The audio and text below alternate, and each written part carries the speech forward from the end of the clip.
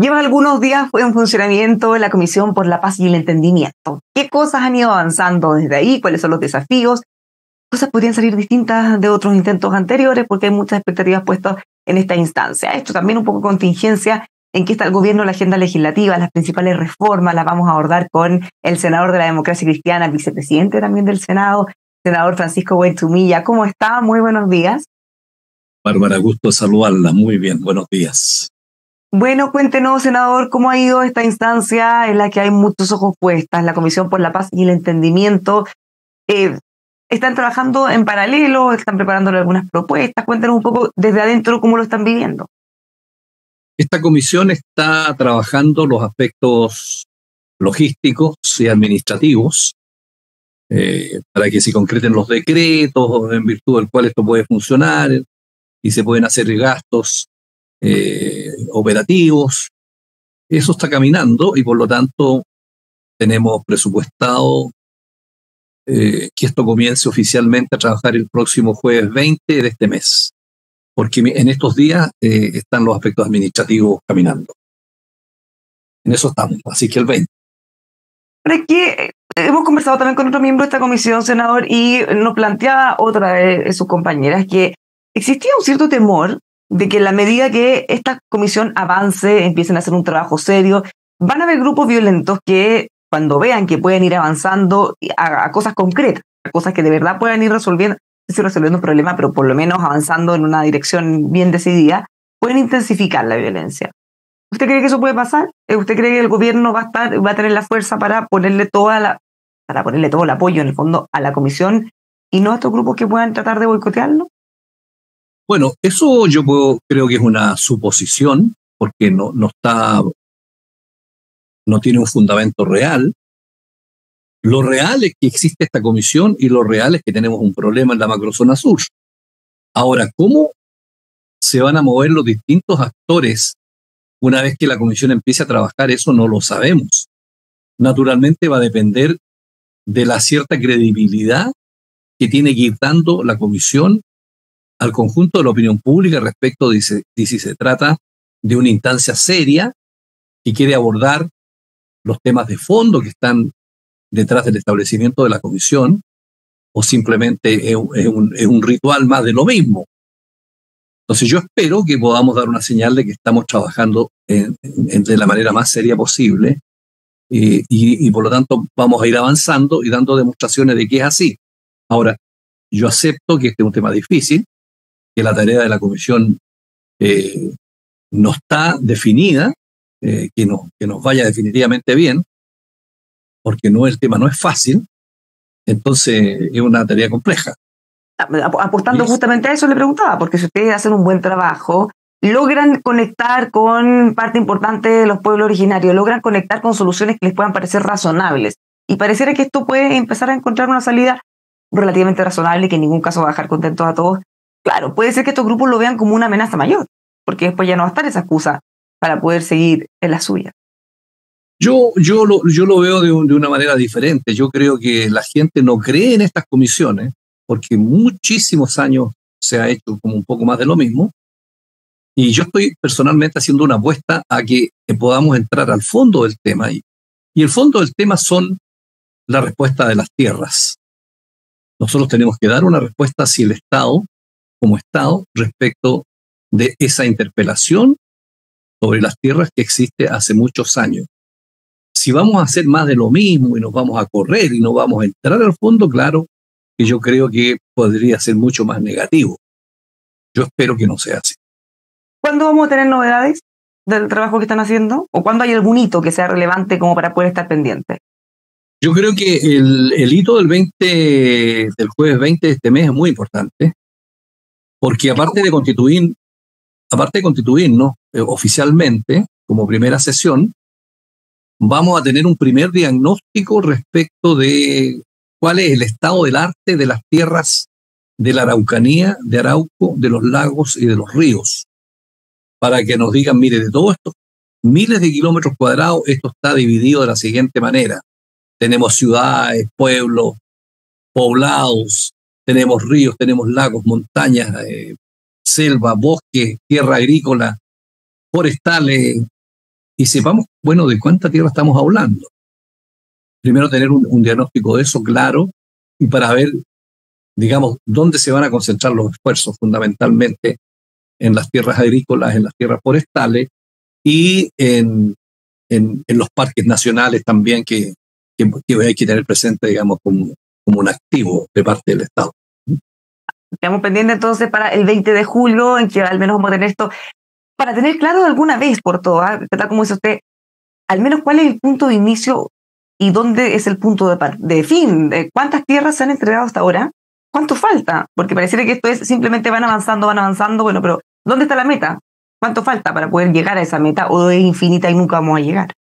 Claro, ¿cuánta tierra se entregó en el siglo XIX con los títulos de Merced, 19 y 20? ¿Cuántas tierras se han entregado con este nuevo proceso de la ley indígena? ¿Cuánto es la demanda real que hoy día existe de parte de comunidades que están pidiendo y que no se le ha dado respuesta? ¿Y cuánto es la tierra disponible para satisfacer esta demanda? ¿Qué pasa con las tierras forestales y qué pasa con el conjunto de las otras peticiones?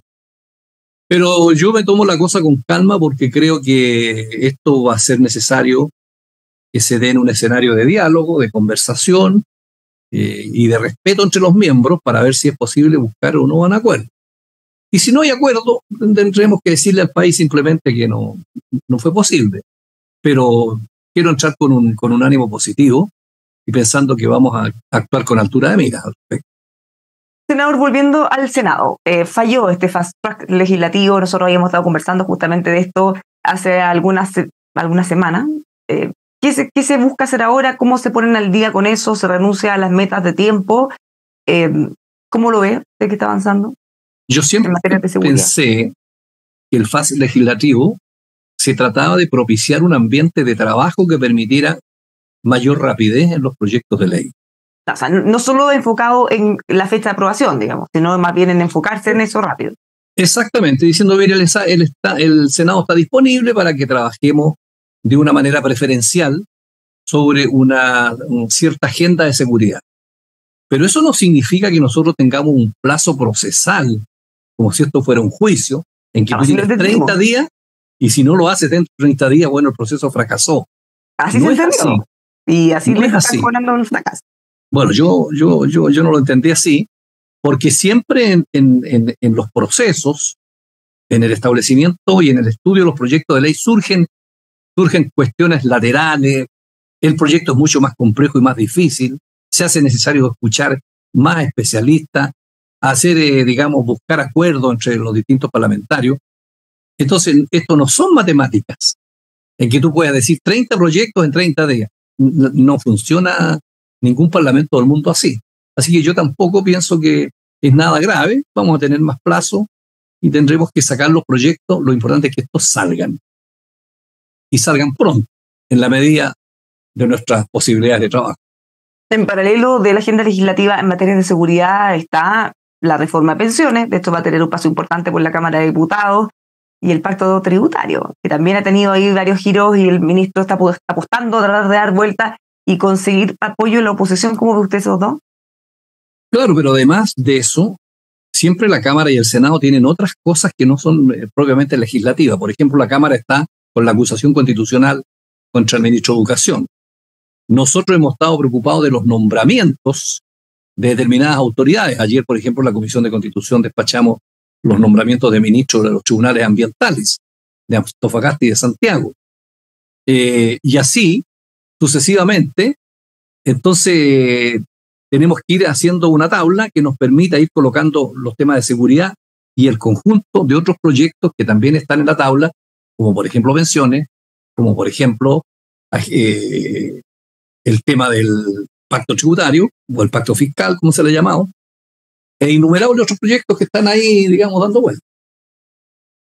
¿Cómo ve que puede avanzar el pacto tributario y la reforma de pensiones? Porque algunos dicen, bueno, el gobierno no tiene votos con todo lo que pasó, con el rechazo, con el caso convenio, pareciera que ya está bastante más agotado y no tiene mayoría para impulsar su reforma. Bueno, va a tener que ceder hasta que resulte aprobar al menos la reforma de pensiones. ¿Se cree que va a tener que llegar a ese punto o quedarse en la postura original y esto nuevamente va a quedar ahí guardado en un cajón del Senado o de la Cámara. Los gobiernos tienen que actuar en un escenario de realismo. Y el escenario que tiene el actual gobierno acá es que no tiene mayoría en ninguna de las dos cámaras. Y por lo tanto, eso significa que los proyectos de ley tienes que conversarlos, negociarlos, ir cediendo por ambas partes para poder lograr los acuerdos. Y en materia de pensiones y en materia tributaria, vale la opinión no solo de los parlamentarios, sino que también vale la opinión de los empresarios, de los emprendedores, del conjunto de las personas a las cuales están involucradas y que tienen mucho que decir en estas materias. Entonces, claramente, digamos, hay que avanzar por varios flancos, y si no tienes mayoría, no puedes pretender tú pasar tu proyecto que te lo cojan 100%. Necesariamente tienes que ir buscando un marco de entendimiento, y entiendo que así y en esa tarea ha estado el Ministerio de Hacienda y los ministros del área política. Pero en ese escenario, en el fondo, un gobierno tiene dos opciones. O renuncia a sacar reformas diciendo, bueno, si no es como yo quiero o lo más cercano a lo que yo quiero, prefiero no hacer nada. Podrían algunos pensarlo, y otros podrían pensar, no, necesito sacar esa reforma, así que vamos a tener que conversar, ceder hasta que duela y llegar a un acuerdo y sacar esa reforma. ¿Dónde ve usted ahora el gobierno más cerca? Claro que eso tiene un escenario y un telón de fondo para cada coalición, ¿no? Porque esto no es solamente un juego de poder. La pregunta, ¿es bueno o no para el país que no tengamos una reforma de pensiones? Otra cosa es cuál es la modalidad de reforma que hagamos, que sobre eso se discute. Pero creo que el país necesita poner a punto y al día una buena reforma de pensiones, porque el otro sistema, digamos, se dio cuenta de que estaba con una profunda carencia con respecto a lo que la gente aspiraba. Entonces este es un problema del país. Ahora, ¿cómo se hace esa reforma? Las modalidades que tenga, el rol del Estado, el rol de los privados, para dónde van los fondos. Bueno, sobre esas materias hay que discutir, pero yo creo que hay consenso de que necesitamos una reforma de pensiones, lo mismo que un tema de la salud. Entonces todo está bien, pero pensando siempre en el interés de la gente y del país. Eso es lo que tiene que mover, a mi juicio, a los partidos políticos. Ya el gobierno tenía el escenario súper complejo porque no tiene las mayorías, ya lo decíamos, habían pasado las otras cosas, el rechazo. Pero ahora, además, tiene el caso convenio, que hay un debate, le preguntan a la ministra del Interior si es que está paralizado el gobierno, y ella dice que no, pero más allá de eso, es evidente que esto es una molestia, una complicación para el gobierno. ¿Cuánto complica también la agenda? Mire, yo creo que en esto tenemos que ser también bien francos en el debate y decir que todos somos responsables en alguna medida de esto, porque toda esa posibilidad de hacer convenios y darle plata a organismos no gubernamentales sin fines de lucro, fundaciones, corporaciones y otros, eso está plenamente autorizado en la ley de presupuesto, en las glosas respectivas. Esto fue el presupuesto del año 23 que se aprobó a fines del año 22, el del 22 que se aprobó a fines del 21, etcétera, por unos 4 años. Y si uno examina la glosa, yo lo he hecho, por ejemplo, en el tema de las gobernaciones, en el tema del Ministerio de la Vivienda, en el tema, bueno, de otros ministerios, y hay un montón de autorizaciones para darle plata a este tipo de organizaciones. Ya, pero eso no es lo que está en cuestión, senador. El problema no es que exista la posibilidad, el problema es que se mal utilice y que eventualmente haya casos de corrupción. Sí, voy a eso. Entonces, abrir este flanco abierto sin mayores seguridades, porque ese es el problema de las glosas. Son glosas abiertas, en virtud del cual no se le dice, mire usted, ¿va a ser una transferencia de capital o va a ser una transferencia para bienes y servicios? ¿Usted tiene que hacer una cosa concursable o es de libre disponibilidad? Esas cosas en la glosa no están establecidas. Entonces tú dejas la puerta abierta para que en vez de hacer una transferencia de bienes de capital, de plata, concursable, hace transferencia para bienes y servicios o para otras cosas. Entonces hay un pecado capital original de parte del Ministerio de Hacienda, de la DIPRE y del Congreso, para que digamos las cosas así. Y como hay gente, digamos, que se aprovecha de estas cosas, y ahí voy a tu pregunta, evidentemente cuando la legislación queda muy abierta, nos faltan las personas, digamos, que hacen este tipo de inventos y que se prestan para iniciar un proceso que yo diría que francamente estamos entrando a un proceso de corrupción, por supuesto, Porque hemos visto aquí no solo el Ministerio de Vivienda, sino que hemos visto de otros ministerios y hemos visto también de distintas gobernaciones donde se ha abusado de esto, de los gobiernos regionales. Entonces, ese es el cuadro completo. Y entonces aquí es fundamental que el Ministerio Público y la Fiscalía, sin distinción de colores políticos, vaya, busque, investigue y sancione a los responsables. Y además le hemos dicho al ministro de Hacienda y a los ministros políticos que este año, 23, para el presupuesto del 24, tiene que estudiarse claramente lo que son las nuevas disposiciones de glosa para los efectos de disponer de recursos de una manera tan generosa como quedó abierta la ley de presupuesto. Claro, usted al decir aquí todos tenemos alguna responsabilidad, bueno, entonces nadie tiene responsabilidad. Hay un sector, al menos desde la oposición, que están pidiendo que el gobierno pague al menos algún costo político. Estamos hablando del principal partido, un partido muy importante de la coalición de gobierno. Estamos hablando de un grupo que les critican y les sacan en cara la superioridad moral que tanto pusieron. Entonces, ¿cómo puede pasar así como si nada? Bueno, un error, un par de personas, habrá un proceso judicial y listo. O es posible y es deseable que sea así, porque también puede ser una alternativa. Mire, yo respetando la opinión que pueden tener determinados parlamentarios de oposición, yo creo que eso es rebajar el nivel del debate. Porque ellos lo primero que tienen que darse cuenta es cuando se tramitó la ley de presupuesto, ellos concurrieron con su voto a esa modalidad jurídica de otorgamiento de plata. Y por lo tanto, partamos por eso. Y yo lo estoy haciendo. Pero de nuevo, ese no es el problema. Acá el problema es gente que se aprovechó o eventualmente, para ser justa, eventualmente se aprovechó de eso. Porque si es por eso podríamos, no sé, podríamos criticar todas las cosas que se han hecho y no porque haya corrupción.